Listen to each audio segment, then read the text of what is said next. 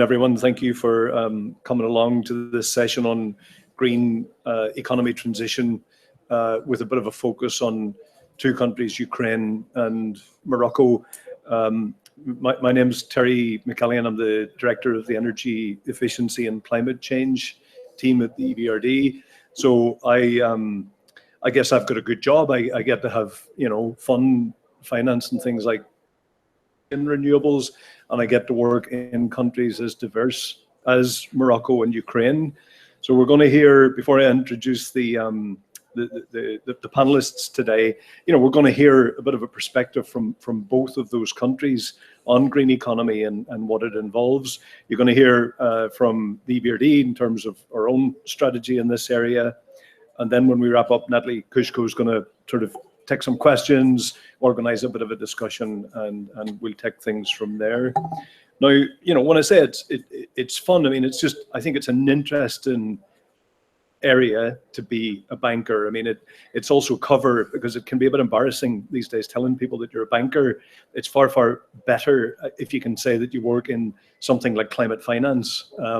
It's kind of a cover, and it's just a safer place to be generally. Particularly, I come from Ireland, and bankers, largely responsible for the collapse of the economy there after the Celtic Tiger. So good place to hide. So my mission really is that everyone who is a banker can be mobilized to work on the climate finance agenda.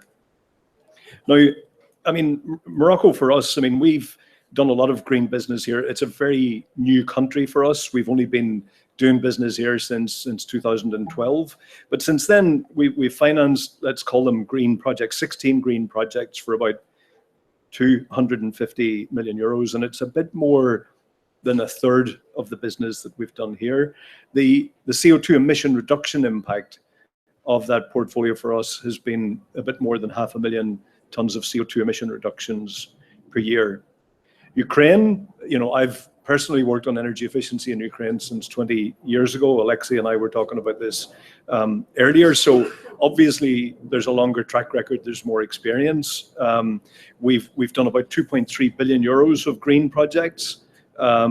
That's, again, a little bit less than a third of the work that we've done there. And it saves about 10.5 million tons emission reductions per year. Now, if we boil green economy down into energy efficiency and renewable energy, which is fundamentally what it means for us at the EBRD, we're talking about very similar things. And what we've seen, even though we have a fairly, not mature portfolio in Morocco, but we've got a more mature portfolio in Ukraine. And energy efficiency, the sorts of things that we see all the time is energy efficiency in process industries that use heat, steam, electricity, gas. So the dairy industry, the cement industry, light manufacturing, production lines, the introduction of energy efficiency into the built environment, including renewable. These are the sorts of things that we see consistently when we enter a new market.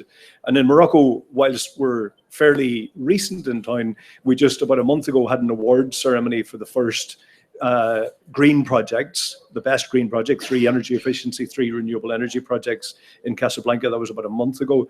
So, reasonably well established. On renewables, we do a lot of project financing. And I think, we can talk a bit more detail when we get to the panelists about this. I mean, one of the observations that I've had, and I'm relying on the International Energy Agency here in their statistics, I thought it was ironic and interesting both that a country like Morocco that has, I guess, twice as many high irradiation days than a country like Ukraine still has less photovoltaic investments than Ukraine. Is a situation as of now. I suspect this isn't a competition. I'm not throwing down a gauntlet between Morocco and Ukraine to see who can have the most. I imagine Morocco will overtake and catch up at some point.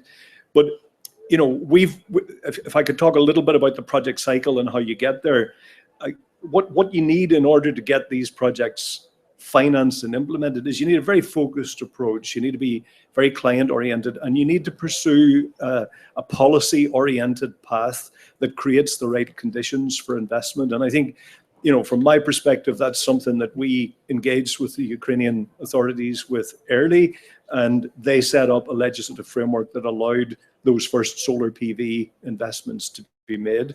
I think we will see that here. The other thing that I think is needed, and it's very much a function of what's happening here in Marrakesh around the COP, it's about how do you effectively deploy climate finance to open up new markets. And this is exactly what we did in Ukraine, and it's starting to happen in Morocco. So how do we pursue policy dialogue, with financing, with packaged climate finance to help to break down the market barriers that exist in this area? And I think this is a little bit about what we're going to get into, I hope, on the panel today, both from the presenters and from the discussion that we have afterwards. So I'll introduce and then the panelists, and I'll kick off. We've got nearest to me, someone who I know very well, Jan Willem van de Ven, because he's been part of my team for the last 10 years. We've got Alexei Rabichin from the Parliament of Ukraine, head of energy efficiency and energy conservation, and a real sort of passionate proponent of energy efficiency. We've got Svetlana Grinchuk, head of climate policy department at the Ministry of Ecology and Natural Resources. And we've got I'm glad that we've got a very senior Moroccan representative here, Mr. Mohamed El Houari, who's involved in AMI, which was previously RECRE. I think you've rebranded yourself and renamed yourself recently. And we've got Natalie Kushko, who I already mentioned at the end, who will sort of moderate and lead a bit of a discussion at the end. So I think we'll stick with the order of the agenda and ask Alexei, first of all, to address. We'll move through the agenda, and then we'll move to a discussion and a Q&A. Thank you very much. From here. Yeah. Good morning, ladies and gentlemen. My name is Alexei Rabchin. I'm the member of Ukrainian Parliament representing the Batkivshina faction of Yulia Tymoshenko. I'm heading the subcommittee responsible for the energy saving, and also I'm from Donbas, from the eastern Ukraine, which is now unfortunately occupied. So I'm off from my constituency, and also I'm really proud to be here. For me, as a person who for 10 years was studying the economy of climate change in Ukraine and United Kingdom, wrote a PhD thesis, and for 5 years working in energy efficiency as a business, and now for 2 years I'm a politician, implementing all my knowledge and skills to dedicate my life to fight with the resource scarcity and tackle the climate change, not only in my country, but through all the continent. This is, for me, a really special moment to present Ukraine at this side event. Of course, the climate change is not the top priority for my country, which is understandable for the country in war. But myself, being a member of parliament, is proud that Ukrainian parliament was one of the first parliaments to ratify the Paris Climate Agreement. Today, Japan was the country number 102 to ratify the Paris Climate Agreement because of the complication of the national system of ratification. But could you imagine how hard in a country in war to advocate for the environment, to advocate for the climate change, to advocate for this transformation when people are thinking not about this? Of course, in the world, the climate change, tackle the climate change, is the second priority after the fighting with terrorism. And this is also true for the African continent, and I spent my colleagues from Morocco, and I hope to speak with the distinguished guests here after the conference about the similarities of the countries in transition, of the developing economies, how similarities between our sides. But when we ratified the Paris Climate Agreement, I was speaking with the European climate diplomat, with American climate diplomat, and people said that Ukraine was one of the first major economies who kickstarted the process. And it helps the climate diplomat, more advanced climate diplomat, to kickstart this process, because when they negotiated the talks with different economies, and the economists was arguing that they didn't want to ratify the Paris Climate Agreement because their economy is stagnating or the energy sector is not great. The Ukraine was kind of a role model for a lot of the climate diplomats to say that even with the bigger problems, the countries are dedicated to the global problems. Of course, we shouldn't send as a nation a wrong signal to the world that our people are so much dedicated to the climate problem. No, of course, it was a political leadership that leads the country towards the ratification, towards the green economy transition, because we understand with the outdated economy, with outdated energy sectors that needs a lot of investment to not only to develop, but just to survive, because we sometimes suffer from the blackouts because the huge deposit of coal is currently unavailable for us because of the occupation. And we ratified the Paris Agreement and fighting for the climate investment because we definitely need to redesign our energy infrastructure. This is clear for the politicians from the parliament. This is clear for the ministers. This is clear for the administration of presidents. And here we have the unity of all political factions, of all political branches, that we do need to stick to the low carbon development pathway in order not only to develop, in order to survive as a country, in order to survive as an economy.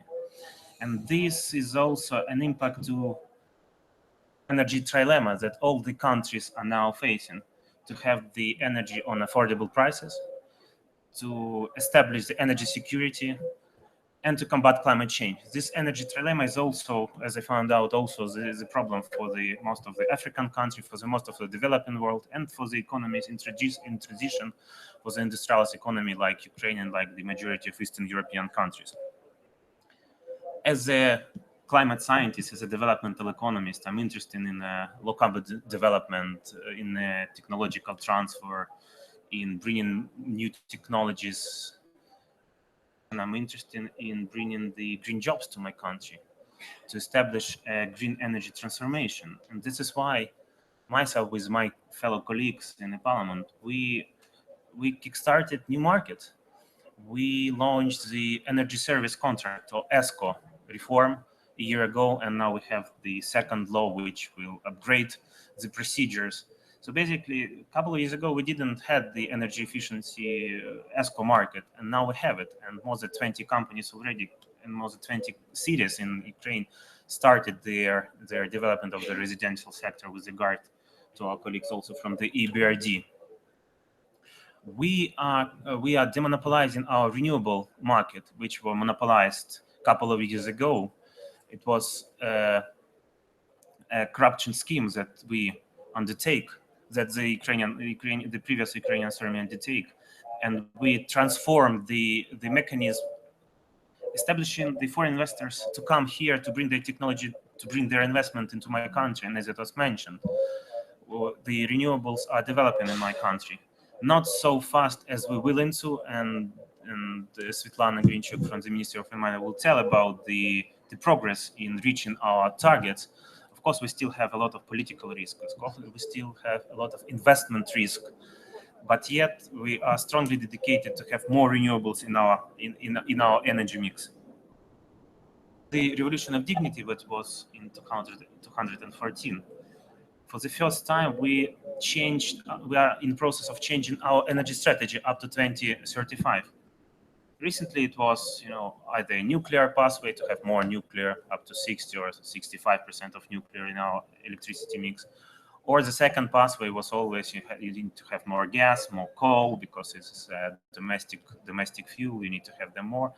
But we introduced the third pathway to have more energy efficiency and to have more renewables, to have decoupling of economic growth, because we are now in a the stagnated economy, and we are supposing that we will have the economic growth, but this should be a sustainable growth.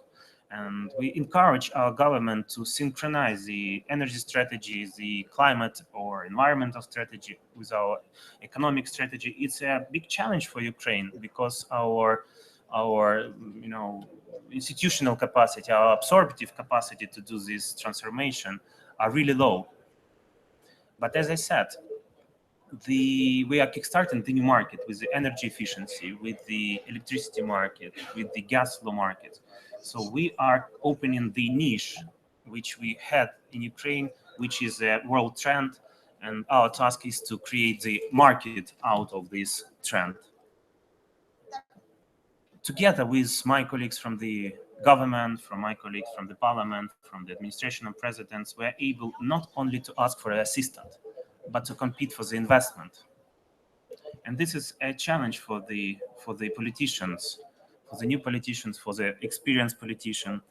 And we know that we are fighting not only for the benefit of the Ukrainian people, but we are proud to have our impact to the world's values, to be in solidarity with the whole civilized world by ratifying the Paris Agreement, by setting the ambitious targets. My personal target, I'm encouraging the government to have the target in new strategies for 2035 to have 25% of energy reduced, to have the 25% of the renewables in our energy mix, and to have 25% of the carbon dioxide emission reduced from 2012. This is a very ambitious target, incredibly ambitious target for the economy, for the Ukrainian economy.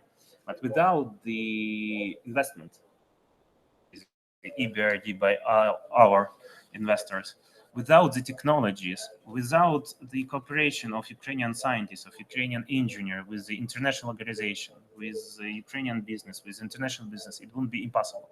So we encourage to invest in Ukraine. We're able to provide you one of the best rates for the renewables, yet with the high political risk, yet with the high challenges, but you will have the first-comer bonuses in our country and invest to Ukraine. Thank you very much.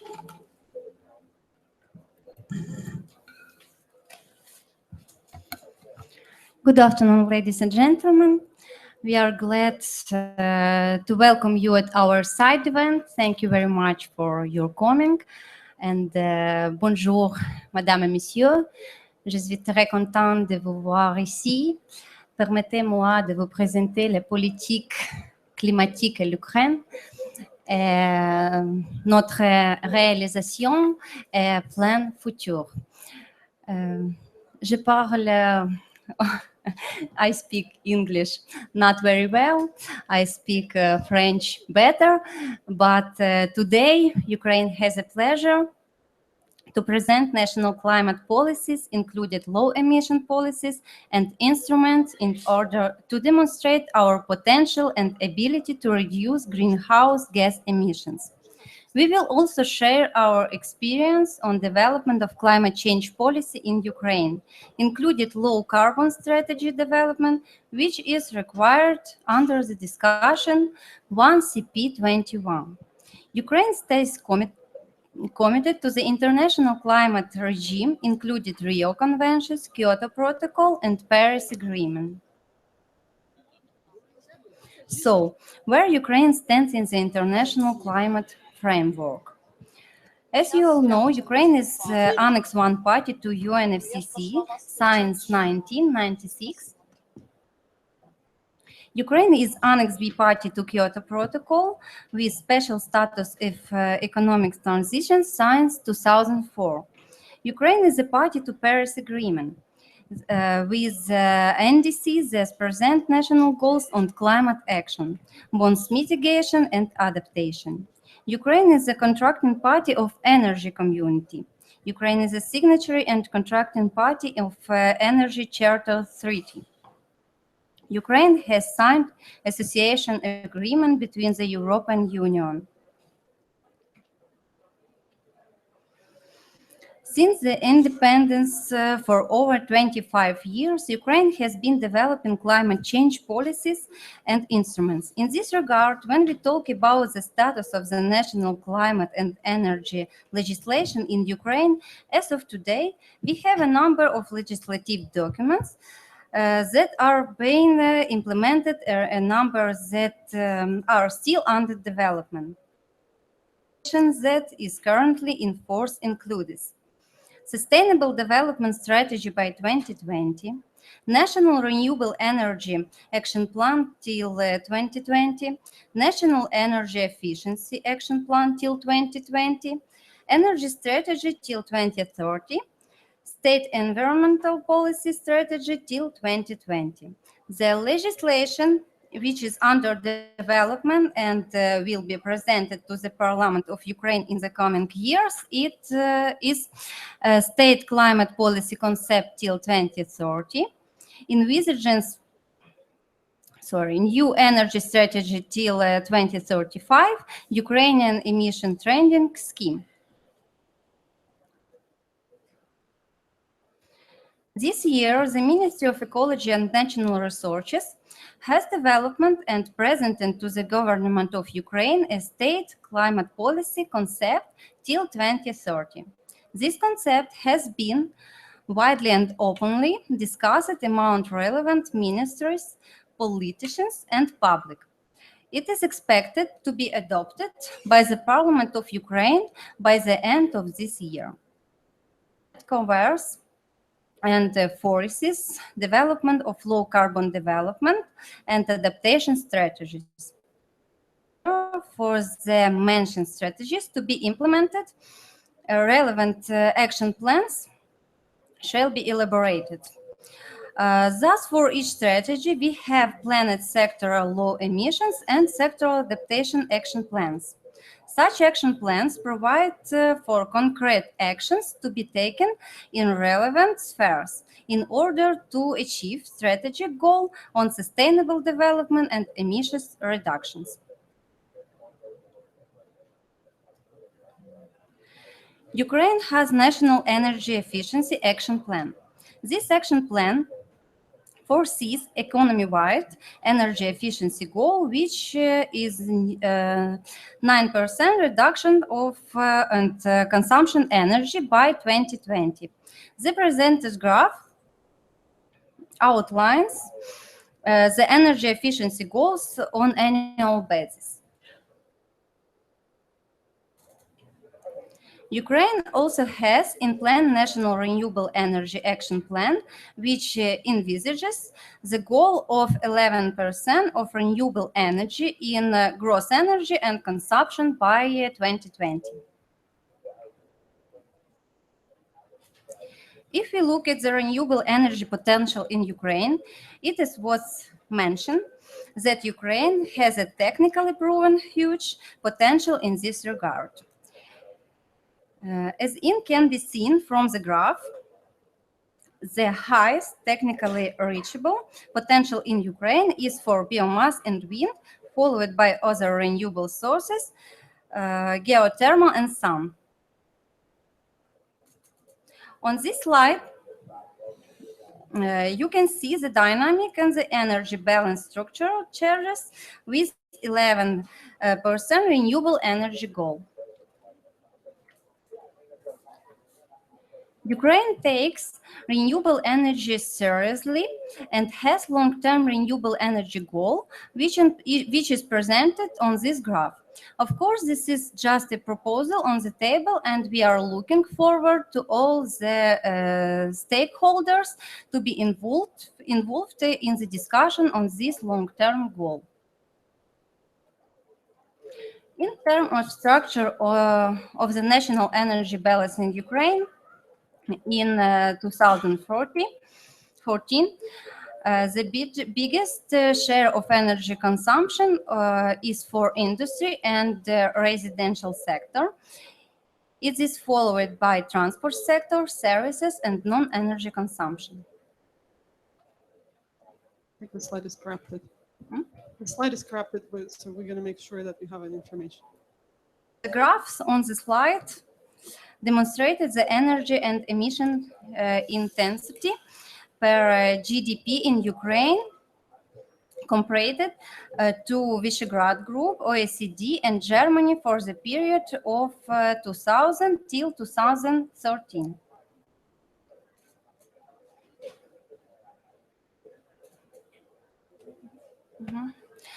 The present graph shows the greenhouse gas emissions of Ukraine for the period from 1990 till 2012. As you can see, Ukraine contributed to greenhouse gas emissions reduction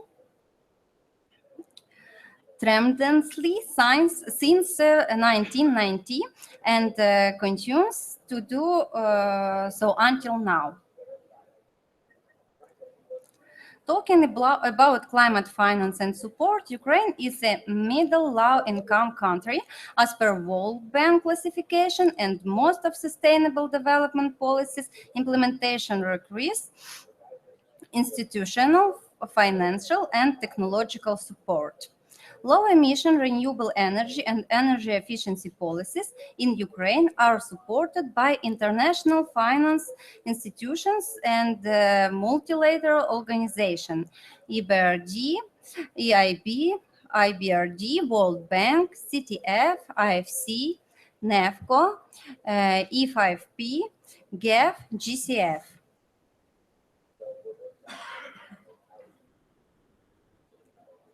To implement all the renewable energy efficiency policies, Ukraine needs the technological support. So far, there are limited green technology initiatives, in particular Fintech, which is GEF project launched by EBRD in Ukraine, Cleantech. Again, it's a GEF project, but launched by UNIDO in Ukraine, and CTF, which is launched by a joint mission of EBRD, World Bank, IFC. The low-emission development transition in Ukraine is a balance to 3E: economic growth, energy security, environmental integrity. Low-emission transition process is based on principles of sustainable development implemented through inclusive policy making process, cross-sectoral and inter-ministerial nature, taking into account just transition on fourth element. At this point, I will finish my presentation. Thank you very much for your attention. Thank you very much.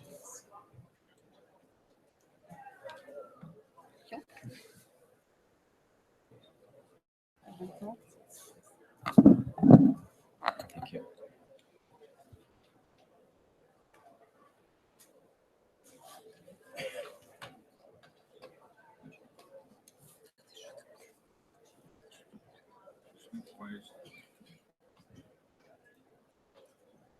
We lost the screen, I think.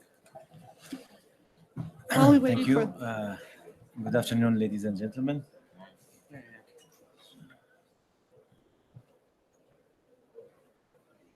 We lost the screen.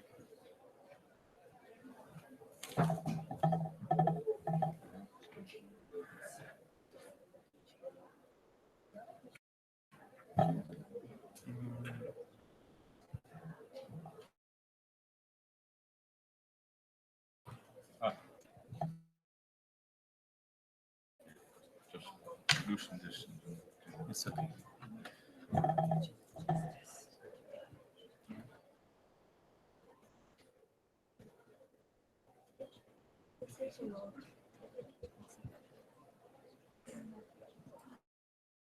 I think this is technology issue. Okay. Maybe that's okay.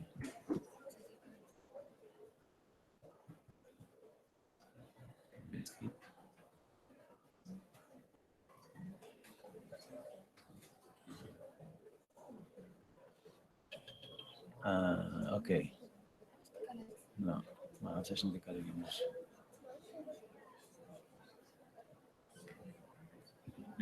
مش خرج l'écran là voilà. Okay, let's do it like this. We will do like this. Yeah. Sorry for technological, but I think we're ready to start. That's okay. Thank you. Good afternoon, ladies and gentlemen. First of all, I would like to thank EBRD to give us the opportunity to join this meeting and to present the case of our country. Actually, we, as you know, Morocco is not a higher or a big using country of CO2 issuing country. That's but I think 5 or 6 years ago we have set up a new strategy based on sustainable development, using all renewable energy that we can use in our country. We have lots of energy, solar energy and wind energy, mainly in our country. We have a high level of radiation and the best, let's say, best areas of wind energy that we can reach 10 to 11 meter per second. That's why we have set this new strategy. Another problem is that we import maybe all of our consumption. We import 95% of our consumption of energy. So it is a huge percentage, and which lead us to choose to sustainable development and to promote renewable energy and energy efficiency in our country. So very quickly, our first main consuming sector is transport, which represent roughly 40% of our consumption. And after we have industry and the residential and tertiary and building, let's say 33%. So transport, buildings and industry remains the three main consumers of energy. The installed capacity, mainly we use coal and oil and in 2015, but in 2030 the main of our energy installed will be from renewable energy. The program are implementing, and we will achieve this objective in the next 15 years. The other main energy will be the coal and the gas, mainly the gas. They will have their part increased from 50% to 25%, but the half of the power installation will be renewable. Energy supply, so the project mixed for the next 15 years will be very mixed from energy, but the mainly will be from coal and renewable energy. So the new strategy, as I said, over 95% of our energy supply come from abroad, coal and oil products.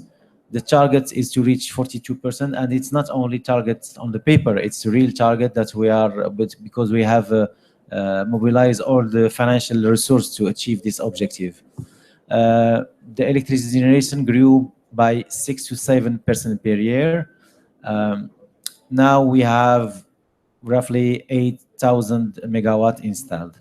The industry sector remained the best consumer of electricity, not energy. Electricity in our country, it represents 42%, followed by the residential sector, 33rd, and the commercial sector and the agriculture. Energy efficiency national program. So we have, for this purpose, we have launched several renewable energy and energy efficiency programs. I will talk to this later. For solar energy, we have already 80 megawatt installed in rural area, let's say by PV, solar pumping, etc. If we see the solar parks, or we have an objective to achieve 2,000 megawatt solar parks program, $9 billion to 5 sites. The first one is already running. It's 100 in Ouarzazate, in 160 megawatt in CSP, parabolic trough collectors. 70 megawatt PV is the tender is ongoing. The North 2 200 megawatt parabolic trough collectors also. The call for international tenders, I think it's ongoing. North 3 150 megawatt. It will be tower. Laayoune 50 megawatt. Is already starting for the call for tenders. The objective is to achieve 500 megawatts. In Bouche d'Or, 50 megawatt in PV already in the stage of calling or tendering, in a total of 500 megawatt. In Middles also 400 megawatts CSP in the same case. The national, all this program will be implemented by our agency for sustainable energy, which is Mazen. The other program, which is implementing by the National Office of Electricity, is 475 megawatts PV. It's already in the stage of installing in all these sites that you see in this slide, in Zagora, in Erfoud, Missour, Tata, etc. For wind energy, we have also a lot of potential of wind energy, mainly in the north and the south of our country. And the goal is to achieve 2,000 megawatts. So far, we have now, I think, 800 megawatts already installed. It's 787 megawatt, and the others are already in the stage of implementing by the National Office of Electricity. It's 850 megawatts, a huge program. So I have now to talk about energy efficiency. So we have in 2013, we have started the general stage of energy efficiency in Morocco. The objective is to estimate energy consumption, to make concrete proposal and develop a national strategy for energy efficiency by 2030. So in building, we have selected a target of 40% of energy saving by 2030. In transport, 24.5% by 2030. In industry, 70%. And in agriculture and fishing, energy saving of 30%. The reduction of all is 20% of all our consumption in 2030. So in building, we have set up a new law that, I mean, all the new building should have the authorization to be built basing on energy, on thermal insulation and thermal insulation of this building. So it's a new regulatory framework which has been issued in 2015. It's 1 year ago, and so all this, the new building in Morocco should comply with the new thermal regulation. We have also set up training platforms, make lots of training, raising awareness in gate training and the TV and the radio and so on. We have also 5 new cities under development in our country, under construction, and we're trying to implement all energy efficiency measures, including transport, etc., in these new cities. So we have, let's say, a new market in our country. It's in photovoltaics connected to the grid, solar water thermal systems, insulation materials, double glassed windows, detectors, etc. So a new market is emerging in our country in energy efficiency in all this sector. In industry, the target is to reduce 2.5% in 2030. We have start for, let's say, with the EBRD, with some project directly with to set up, let's say, standards and quality, minimum quality equipment. And also we have started a roadshow with the MORSEF, which is a Moroccan sustainable energy financing feasibility, which gives to the promoters, to the investors, loans or budget to achieve their to realize or to carry out their project in energy efficiency. The goal is with the, let's say, 10% subsidies to this project if it's comply with the let's say the exigence of this dispositive. So we have 2 national bank which is included in this it is facility, 2 national bank, and I think a lot of hundreds of millions of euros have already been used.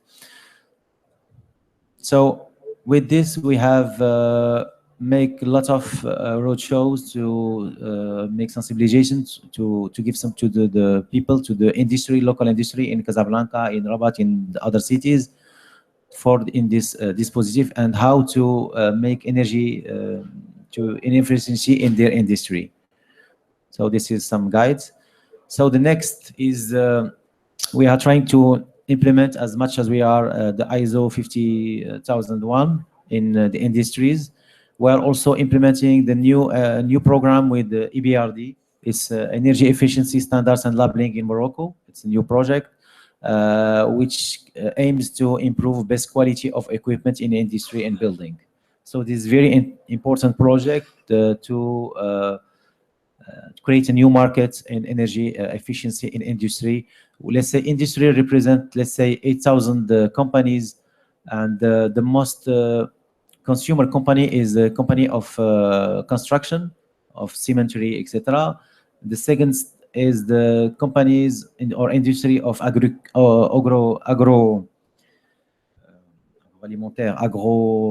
industry, and this third one is chemistry and para chemistry. So we have, let's say, a lot of work to carry out, and we just start 1 year ago for these programs, and we are also proposing a new obligation for energy audit for industry and new consumers, and I think that it will be released in the next few months. So in parallel, the objective is to create new jobs by 2020. We have an estimation of, let's say, 37,000 in energy efficiency sector and 30,000 in renewable energy sectors. We have constructed a new institute dedicated to energy efficiency and renewable energy in Oujda, Ouarzazate, and Tangier. The objective is to create a new let's say, skills in high-level skills in energy efficiency and renewable energy. Okay, thank you very much for the attention.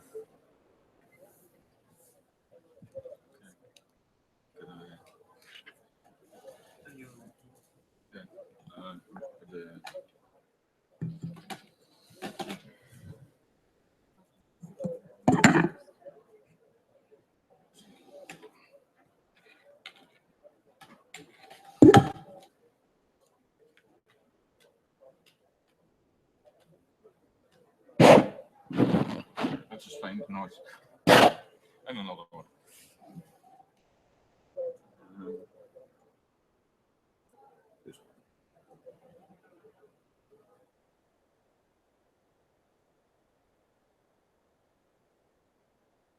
I see a black screen.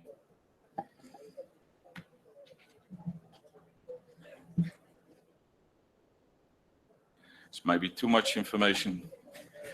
Yeah. Welcome as well for me this afternoon. I'm very pleased to see that we have a lot of interest in the event.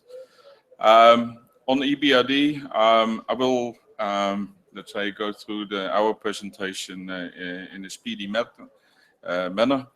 But afterwards, all presentations will be uploaded on the UNFCCC website. So if there are things that you missed, then you can go to the UNFCCC website and find the data points you're looking for.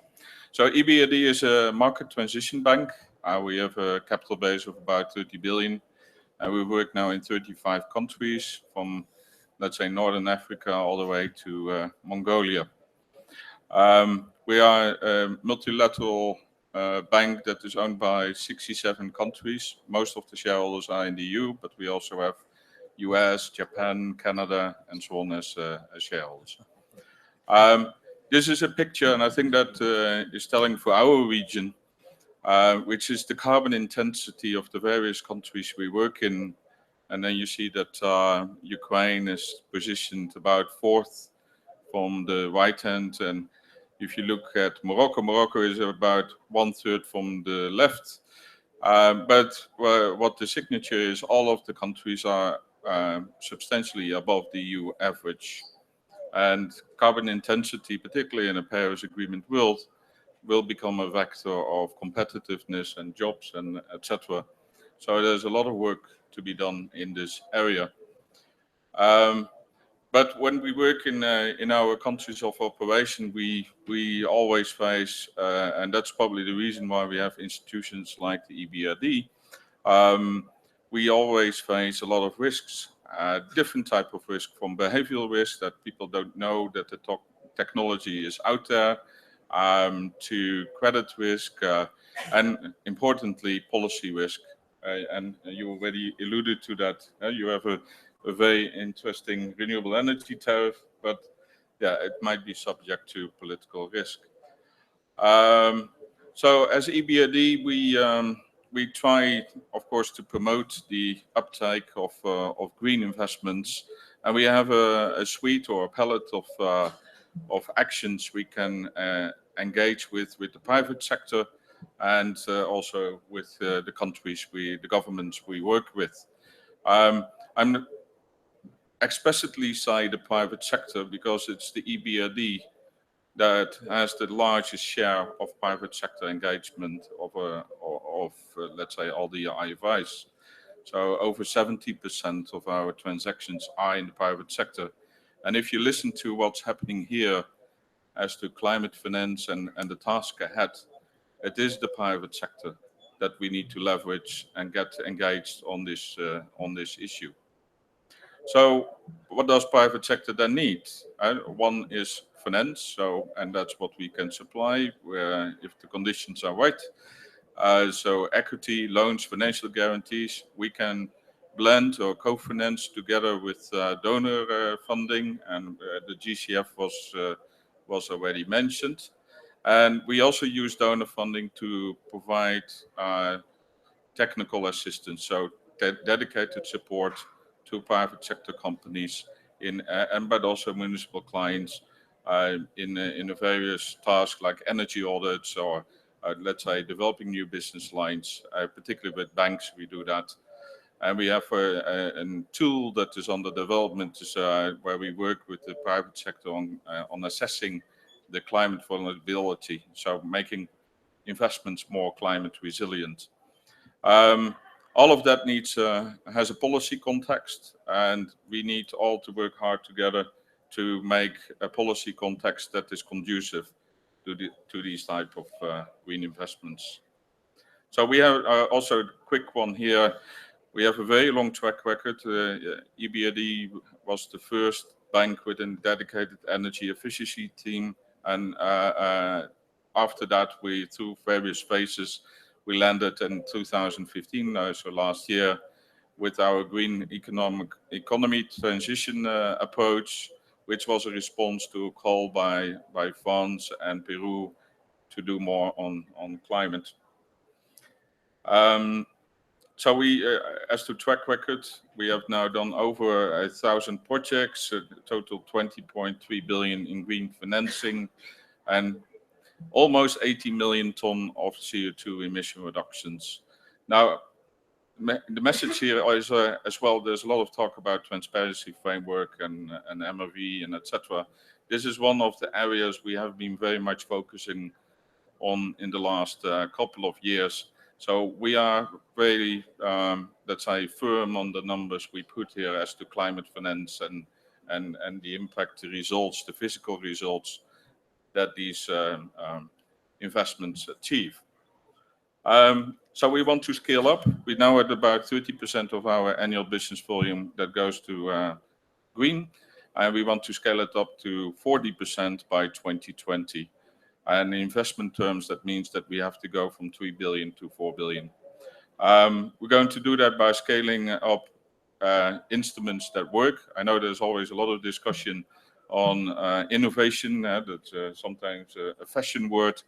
But we also know that a lot of stuff that simply works, like the Morocco model, and which we try to scale up and expand in other countries. We're also going to pay more attention to the so-called environmental dimension, and that's particularly of interest, I think, to Ukraine, where you have, let's say, industry that also does other air pollutants instead of just carbon emissions. And we're going to work more on new innovative products, for example, supply chain. What can we do in the supply chain management in order to reduce the carbon impact of a supply chain? So that's our task ahead. And I see the big screen isn't following the small screen anymore.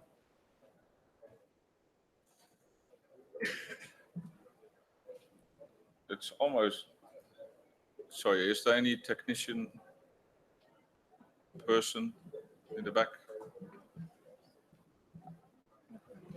I can't see if there's someone sitting. Very soon. Sorry. I can turn around the laptop, but then not all will see what it is. Yeah. It's okay. That's open. Or-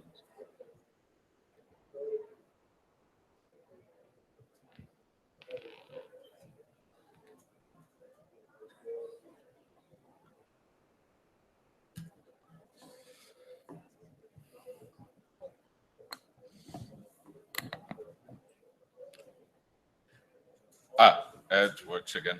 Good. So one of the areas where we have been asked by our shareholders to become increasingly active in, so shareholders both across the spectrum, yeah, is on the issue of working on policies with the countries, and this is also an area where we have increased our work. Now there is, of course, under the Paris Agreement now this context of nationally determined contributions, and I think that will be very important to guide our work going further and really try to implement those NDCs. But when it comes down to finance, we will always look at what does the national regulation say. So if we were invest in a wind power project that is depending on the renewable energy law, that is very much national. Yeah. So we have to find translation of NDCs to what that means. And I'm happy to see that, for example, Ukraine again is working on its strategy where you give all these aspects a role and a purpose. But yeah, as EBRD, we have now a lot of experience in energy efficiency, in carbon markets, water efficiency, all areas that I think we can work with. Now we come to the examples, and I don't want to, this is for reference later to look up, but if you're interested in renewable energy in Ukraine, we have an investment delivery instrument called USELF, which is supported by SIDA, Japan, and the JEF. And here you can go and you can get concessional finance and technical assistance for renewable energy. We're working on same, and that will be launched next week. It's called SPREF, and that's supported by the CTF, and that's here in Morocco, Tunisia, Egypt, and Jordan, where this instrument will work. Now, interestingly, our technology transfer instrument, Fintech, is both working in Morocco and Ukraine, as well as several other countries. Yeah, we already had the first examples in Morocco and Ukraine as well. Now, as to financing SMEs, SMEs are the motors for jobs and the motors for change. We are very pleased, and it was already referenced by IME, that we have launched Morsev, and it's doing well. On a similar note, in Ukraine, you have an old building stock that needs to be updated, that needs thermal renovation. And there we have a very nice instrument called IQ Energy. And IQ Energy is again supported by the EU, Sweden, and E5P. And it has, I find it one of the most beautiful websites. So only for if you're not working in Ukraine but are interested in nice websites, go and visit the website. Then that's the field I'm in, carbon market development. Here in Ukraine, we can give technical assistance to project sponsors we work with on getting the greenhouse gas MRV up to speed. And here in Morocco, we're working on, let's say, a new type of CDM, a scaled-up CDM mechanism, which we hope to get some traction on further in the coming year.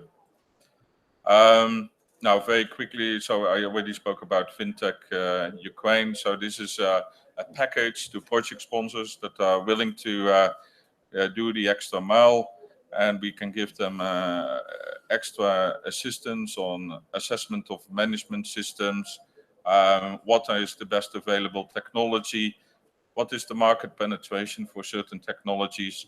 But we also can work with universities through voucher systems in order to, let's say, build this organic system that really focuses on continuous technology innovation, and of course seeking markets for these new technologies.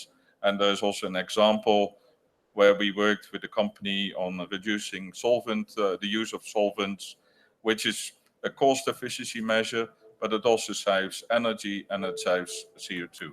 So a lot of good stuff there. We were talking about standardization and labeling. This is, of course, a very important field. The more you standardize and label, the bigger markets you can create, and that of course will attract an interest of suppliers and financiers. So this is what we do in Ukraine. So we're working on standardization of electric motors, transformers. This is the next law we will adopt in the parliament together with your team. Yeah. Okay, very good, very good. Then I talked about the buildings. Now the buildings we're working there on laying the basis. The economic situation is what it is, but we are using this moment to really try to bring in proper standards again for buildings. So when the economy improves again, then there's good basis to deliver substantial finance in the country. Then back to get in green economic transition in Morocco. Terry already mentioned the numbers. If you're working in Morocco, you can approach, let's say, our partner banks, which is Banque Populaire and BMCE, where you can go and see if you can get a loan for your energy efficiency or renewable energy measure. And again, here we try to build the market by further energy efficiency standards and labeling. So yeah, our contact details. We have Raymond in the room as well. Raymond is working in our CEMET countries. So he's the key guy, the go-to guy for Morocco and the green economic transition of the bank. Thank you. Yeah, thank you, Jan Willem, and thank you to all of the speakers. I think Ukraine didn't do a side event for more than 5 years, so this is quite unique. And there are other uniqueness of this event. I think it's a joint event of Ukraine and EBRD, and this is very good, and this is a good example of cooperation. I think we have about 25 minutes to take questions. I just want to ask if there are any questions for clarification. I think Victoria in the back has a microphone, so if you raise your hand. I think Christo is here.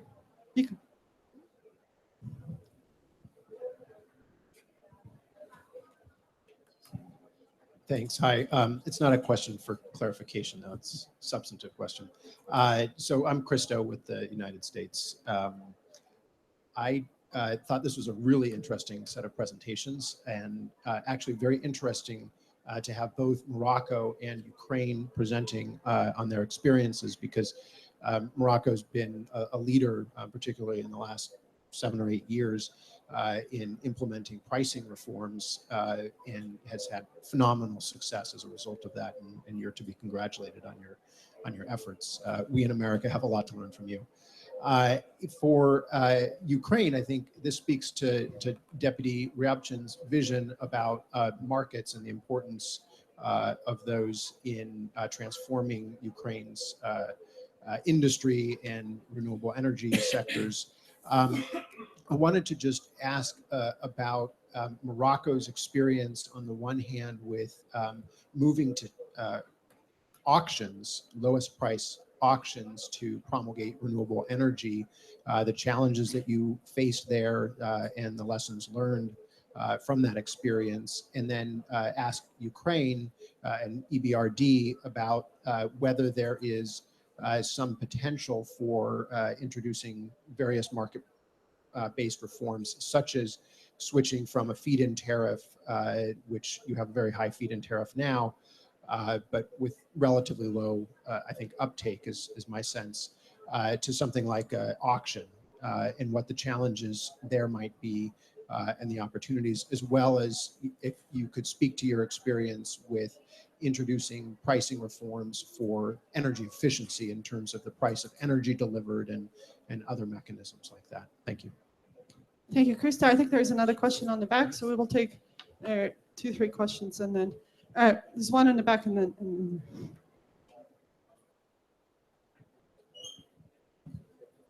Good afternoon.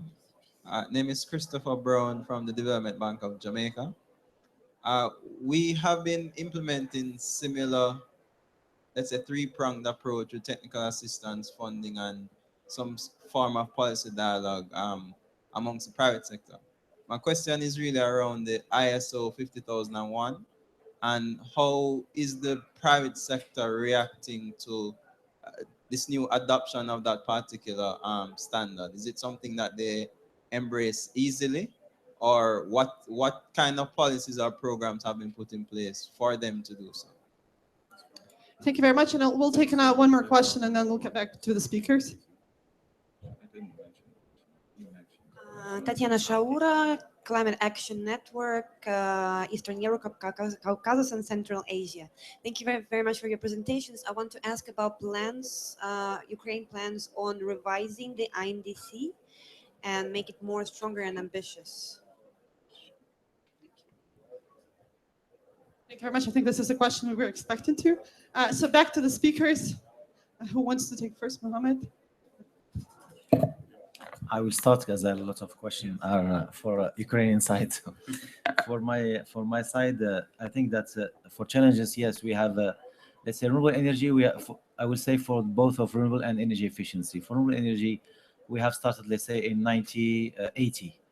Our first renewable energy center, I belong, and because we changed it three times. So we have started for first of all to have experience in solar and wind, to identify the sites and so on. We have started to make also pilot project, but in the 90s and even 2000 till 2010, the cost of PV and solar and wind energy were still very high. And in Europe, there was only a feed-in tariff to speed up, let's say, industry, renewable energy industry, local renewable energy industry, and market. But in, I think, 2013, 14, we have noticed that the PV costs are decreased very, very dramatically, let's say. And the solar thermal PTC systems, the cost also has reduced. Also, we have the challenge is that we, after our experience 30 years, we switched from pilot project to huge project, to big, huge national project, from some megawatt to hundreds of megawatt. This is the let's say the stage that we have we passed through, and we have also a strong commitment of a high level of our country to go in this way. When the crude oil reached, I think, $140 per barrel, we were in a very difficult situation because we import 95%. In the time, we import 98% of our consumption. That's why we, after all this happens, we have chosen to focus on renewable energy and energy efficiency. Our main energy strategy in the next, let's say, 30 years or 40 years in the frame of sustainable development. So all the stakeholders, all the institution, private, public, non-governmental association, and so on, were involved in this dynamics, and that's why our country is now fully involved in renewable energy and energy efficiency strategy for very long terms. Okay, thank you. To answer Krista's question about the role of renewable and what are the mechanisms, are the actions or the feed-in tariffs are most welcome in Ukraine, I should state that first, we have 50 to 55% of nuclear in our electricity mix. Then up to 40, it's like coal and small gas, and only 1.27 is renewables, wind, small hydro, and solar, plus around 4 to 5% is like big hydro. So our goal 2012 is 11%, but now we have up to 5 to 6%. We are already late for. We are already not in a, not in our tempo to reach the goal because of the war, because of the worst investment climate. That EBRD is now the biggest investor in Ukraine because the private investments are not yet coming to the whole of Ukrainian territory. For example, you can receive, as Svetlana said, we have the solar and wind very available in the south of the country. But for example, you cannot receive the climate finance or the insurance to the eastern part of the country. You can receive it only to the western part of the country because of the aggression. And this lead to a high political risk. This lead high to investment risk, but this lead to high profits because we are in the very beginning of the market stage. The first comer will receive a lot of bonus. And what are the mechanisms to increase it? Now we have the feed-in tariff works up to 2030. So we have 13 more years of the feed-in tariff, and it decreases every year. But we spoke with the part of the energy community. We spoke with the energy community secretariat with Mr. Janusz Kopacz. And with many experts that said that we need to redraft our renewable electricity strategy, not to touch the investors, because the unstable legislation is also the very bad thing for the investors to come. So if we start saying like, let's do something with the renewables to change the legislation, the investors will be very nervous, and we will have 1 or 2 years more investors not coming to Ukraine. So we will be very cautious with this. But I agree with you, to boost the development of renewables, to have that higher potential, we need to have more legislative initiatives. For example, when Germany introduced their feed-in tariff, the renewables led to the nuclear phase out. In Ukraine, it mostly will be the coal phasing out rather than the nuclear, because the nuclear is still relatively low price, because the environmental externalities are not in the price for not in the tariff. So we have a region specific. We have some regional features what to do with this, but it's also not right when the political organ as the parliament set up the feed-in tariff. It should come to the regulator. So the independent regulator, which we are in process of establishing in Ukraine, should have the regulation of the energy tariff. Because, for example, last year when we have a huge crisis and when our currency devaluated like up to 50%, we had a situation when all our feed-in tariff were pegged in euro, and we didn't have money just in our budget to pay for the 1% of renewables, led to had the more than 8% of whole market generation come to Ukraine. So we have a lot of regional problems, and this is a good case study, I think, for the EBRD, for a lot of the developmental organization, how to deal with the countries in transition to help us to have more renewables in our energy mix. And in regard to the INDCs, I think this is a mixture of the political will and the people's will. As I said, climate change, renewable, green transition is not yet a big priority in Ukraine because of the war. And this was a political leadership. But if you will set the high goals, which I am trying to encourage my government to do, we also need to have the goals supported by the investments, by the investment proposal, by the technologies. And we are welcome that the people will come to Ukraine to invest and to earn money. But also what we would like to have is a strong renewable industry. We have one of the best engineers in the world left from the Soviet Union. We already have companies that acquired like foreign technology and able to build a big wind park in Kazakhstan, for example, based on Ukraine German technology. So we're interested in both boosting up the renewable industry to have the green jobs, to have the green industries, to have the technology transfer which we are able to innovate. This word I also like very much, to innovate. This means that we have a different type of a grid. And by having the production with our colleagues, we are able to develop a new type of product.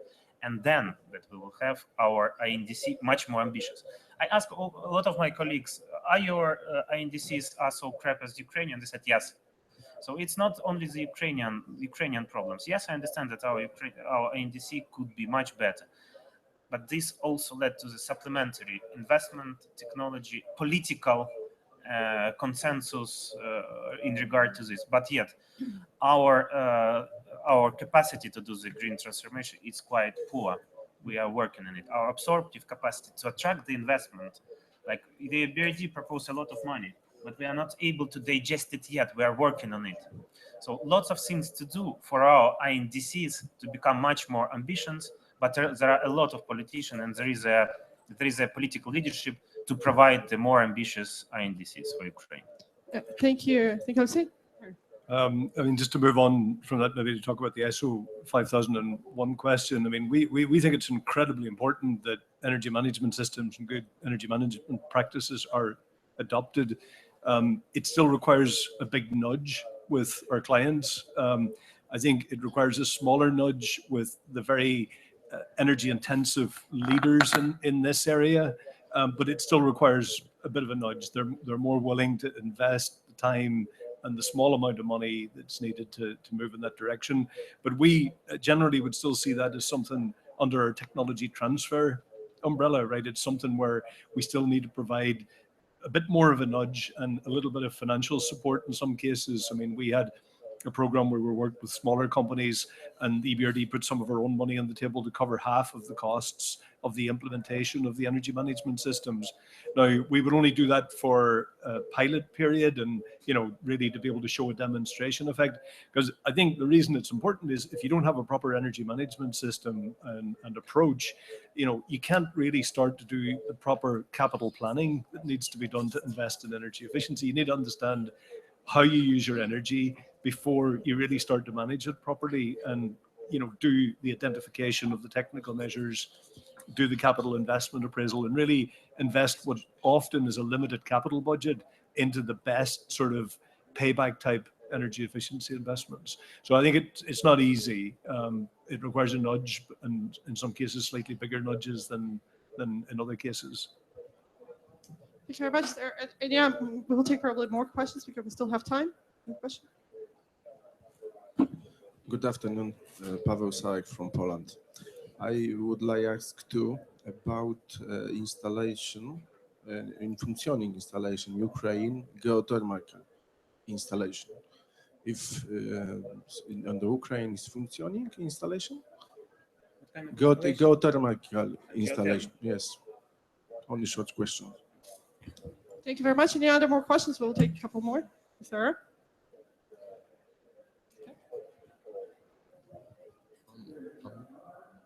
Hello, Przemysław Sobański, also from Poland, Ministry of Environment. I just wanted to say, to ask a question about the energy strategy. Congratulations that you have one. I just wanted to ask about the process of delivering strategy and the reactions of other partners, and how do you build up a social acceptance of such groups as trade unions or employers and so on. And wait a second. Okay, I'll repeat. I just wanted to ask about the process of creating energy strategy. Congratulations for having one. And how do you build social acceptance and awareness of partners? I mean, difficult partners sometimes, like trade unions, like employers, and so on. And I was also asked. I just wanted to ask, what are you planning in the longer term? Because you were seeming to focus on energy efficiency. However, energy efficiency is a low-hanging fruit. It generates revenues fairly quickly. But what's next? The renewable. How do you make your citizens pay more for the energy and so on? The social acceptance issue and so on. And one more thing. GCF being a fairly new institution, I just wanted to ask: are there any outstanding projects related with GCI in Ukraine. Thank you very much. Any other questions to our speakers? No? So we'll come back to the speakers.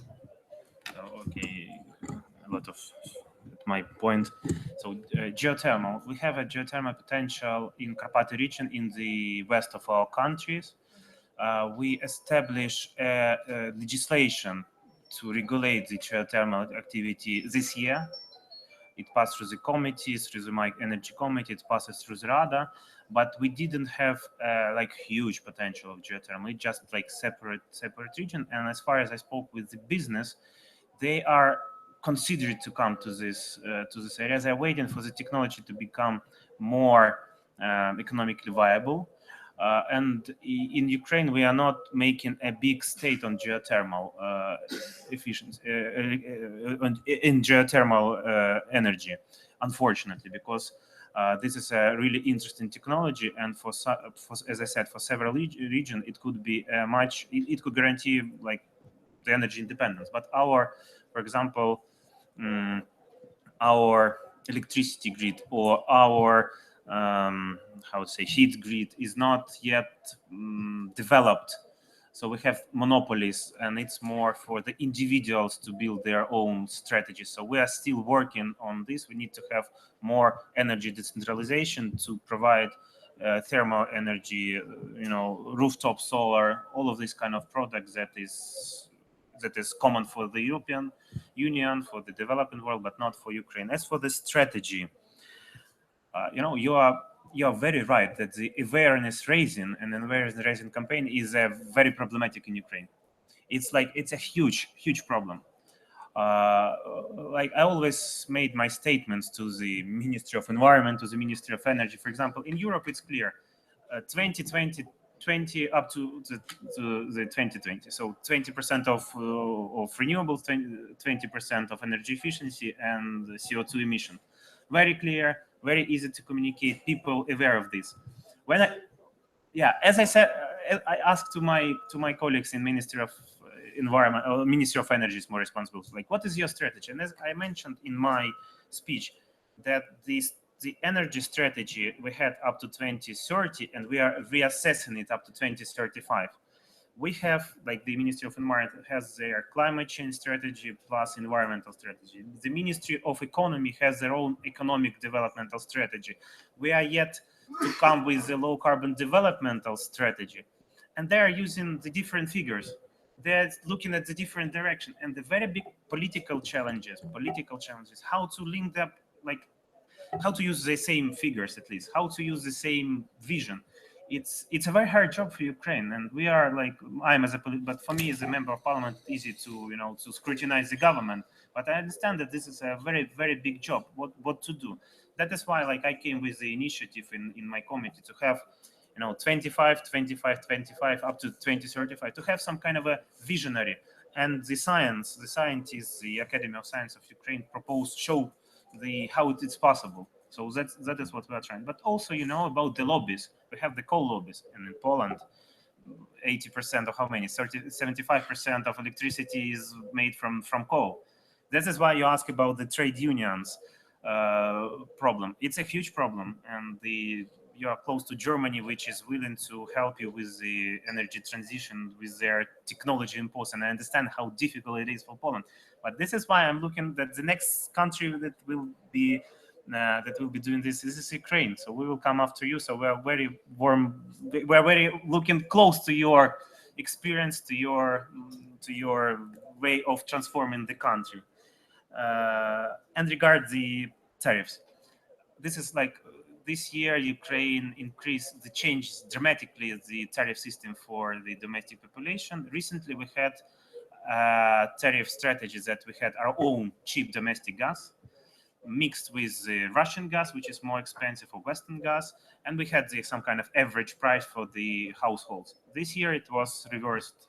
It's like 100% international parity. That just strikes the population, and politically it was very unpopular step.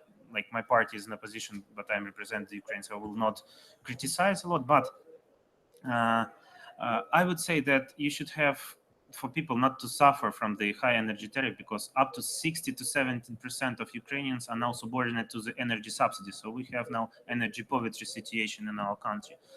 That is why energy efficiency question is like highly important. This is why switching to renewables is highly important. This is why to have the energy efficiency in building standard is highly important. This is why the regulation, the metering is highly important in Ukraine, and we are introducing this. It should be introduced before the market mechanism, the tariffs. But this is the like one of the huge challenges that Ukraine is now facing. Thank you very much. I think there's one. Can you take one more question? Can I? And then you'll. Yeah. Do you want to come back to the list? Okay, go ahead. No, just one comment as to EBRD. So we're here today to talk about climate finance and green economic transition, but we have a whole suite of instruments. We have credit lines for SMEs, so to generate jobs in the SME sector. We have women in business credit lines that we are deploying in several countries.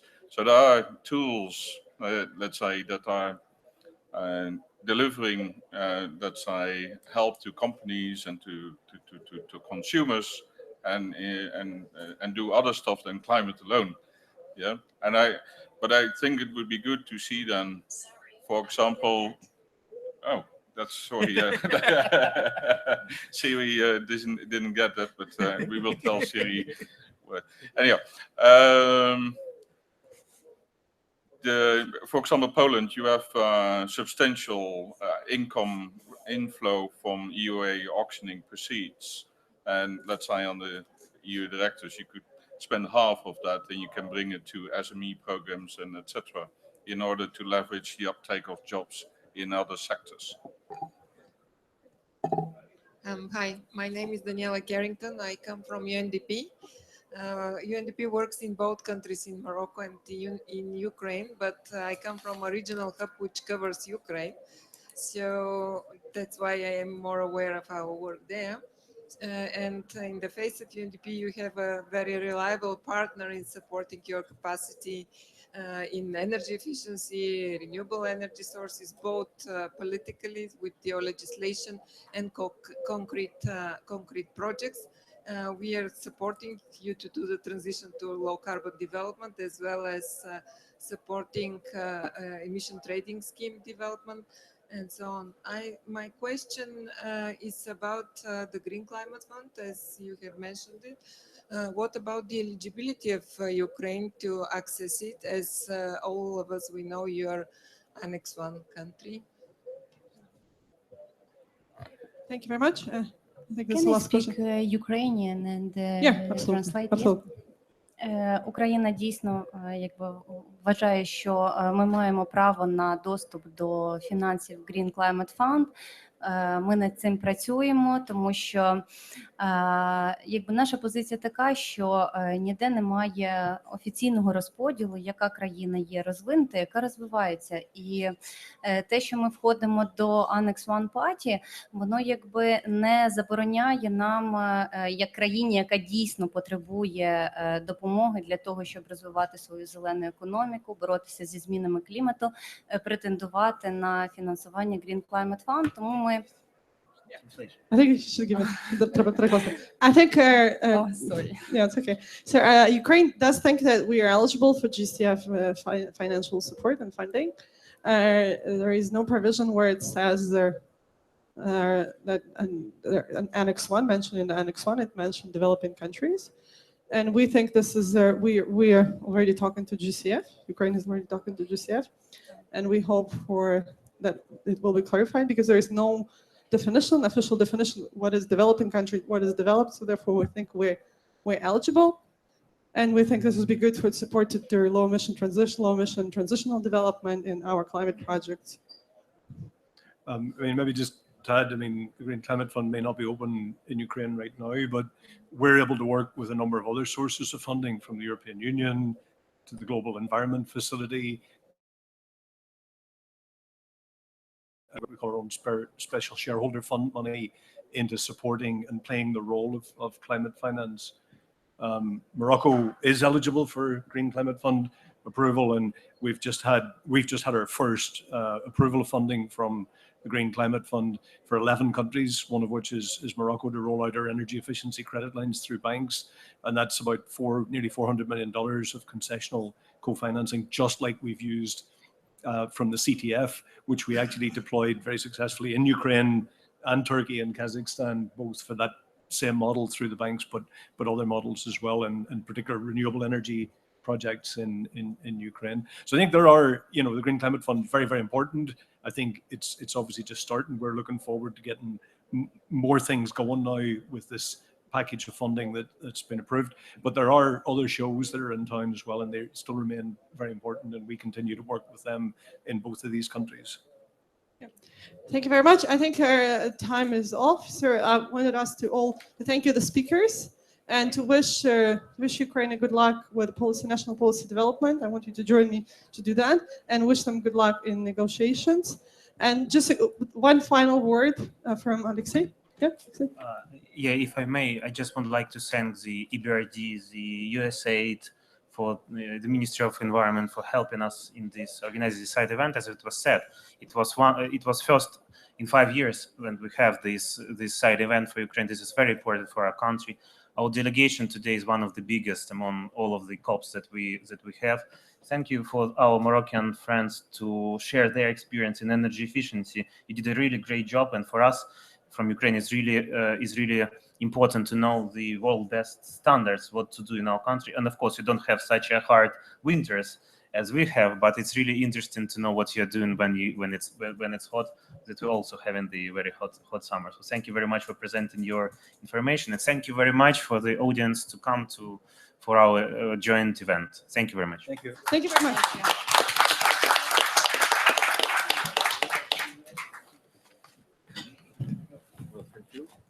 Yeah.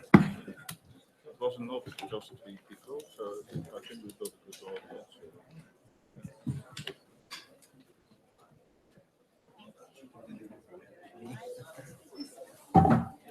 Thank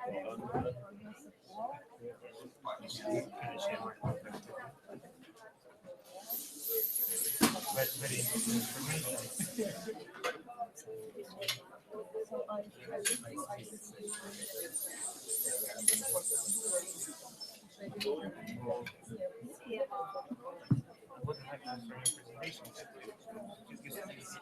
You started to do direction, just to establish and set up a goal, like what and then to build on the station frame. Okay, yeah. Because in Ukraine, it's like vice versa. We don't know what our potential. We are doing something. We are doing some investments. Like we're spending lots of state money, but not having the metering indicators. Sorry.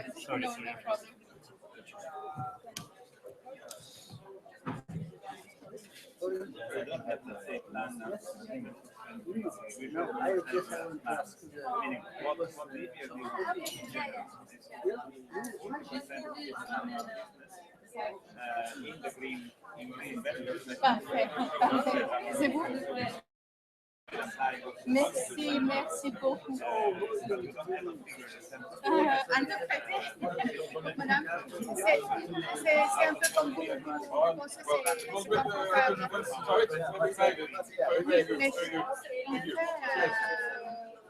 est-ce que vous j'ai pas l'habitude. Vous n'avez pas l'habitude.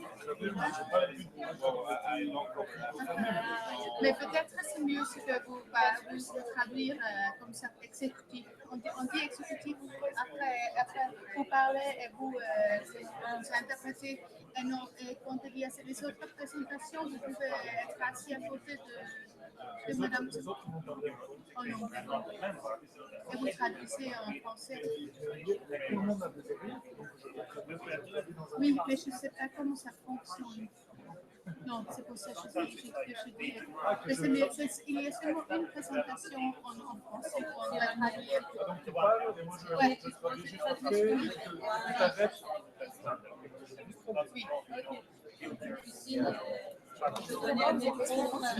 d'accord.